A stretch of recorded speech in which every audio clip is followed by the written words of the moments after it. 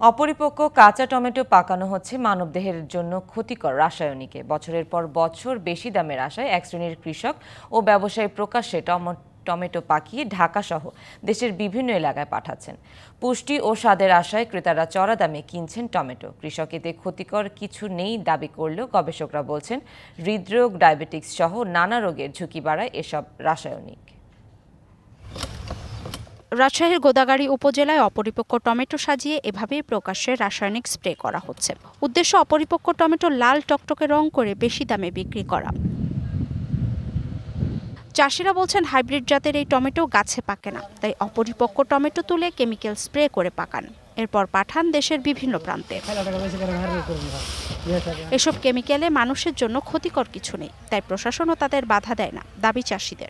30 বছর 35 বছর ধরে এরকম করে আসছে, কোনো ক্ষতি নাই। এটা অলরেডি আপনার পরীক্ষার জন্য রাজশাহী বিশ্ববিদ্যালয় থেকে আপনার টিম আসছে, যে এটা বিষাক্ত বা কিছু এটা বের করতে পারেনি। না, কোনো ক্ষতির পরিমাণ কিছুই নাই।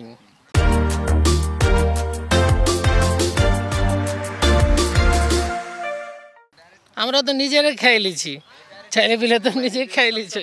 যদিও টমেটোর দাম না পেয়ে মোটা অঙ্কের লোকসানের কথা জানান চাষিরা।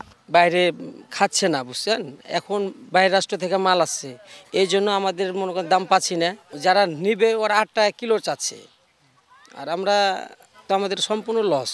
এখন তো ধরেন যে মালের দাম একবারই কম, এখন ধরেন যে 50 কেজির বস্তা 300 টাকা দাম। খাবারে যে কোনো রাসায়নিক ব্যবহার মারাত্মক স্বাস্থ্য ঝুঁকি তৈরি করে। স্প্রে করা এসব রাসায়নিকে হৃদরোগ, ডায়াবেটিস সহ বিভিন্ন রোগ আক্রান্তের আশঙ্কা রয়েছে। এই কেমিক্যালগুলো তারা কিন্তু স্প্রে করার কয়েকদিনের মধ্যে এটা বাজারে তুলছে। ডাইজেস্টিভ সিস্টেমের ডিসঅর্ডার, তারপর এরকম আরও অনেক স্কিন প্রবলেম, এগুলো সব মিলে দেখা যাচ্ছে যে এই কেমিক্যালগুলো, বিভিন্ন ধরনের কেমিক্যাল ইনপুট আমাদের প্রতিনিয়ত খাবারের মাধ্যমে ঢুকছে।